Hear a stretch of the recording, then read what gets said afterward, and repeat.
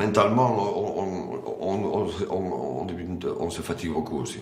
C'est plus que physique déjà. 10 heures dans la journée, debout, dans le froid, dans l'humidité, dans la mer, dans le gras, les odeurs.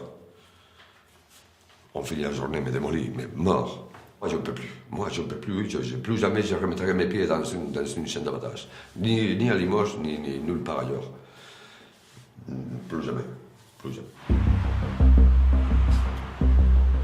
Pendant ces 7 années à l'abattoir, Mauricio a vu des scènes qui lui sont devenues insupportables. À tel point qu'il décide de filmer lui-même et d'envoyer ces images à L214 pour dénoncer. À Limoges, des vaches gestantes sont abattues. Les fœtus de veau jetés à la poubelle avec le reste des boyaux. Début novembre, quand sa vidéo est diffusée par l'association, il décide de témoigner à visage découvert. C'est inédit de la part d'un salarié. Mauricio travaillait à la boyauderie, un poste où il triait les viscères des animaux. C'est là qu'un jour il découvre des fœtus, stupéfait. La première fois, il m'est arrivé les tripes comme d'habitude, plus la poche. Et là, je me suis dit, s'il vous plaît, ne me dis pas que c'est pas vrai. Ne me dis pas qu'il y a un veau dedans. Je me le dis à moi-même.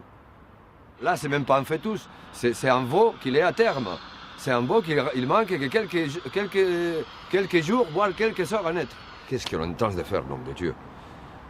Qu'est-ce qu'on est en train de faire? Mais comment on peut continuer à faire ça? On ne dit rien, c'est normal. On devient fou, on devient fou, on devient fou. Comment je peux expliquer ça à mes enfants? L'abattage des vaches gestantes n'est pas interdit par la loi, mais la pratique choque. La vidéo de Mauricio a été vue près d'1 million de fois en une semaine. L'abattoir de Limoges se retrouve au cœur du scandale.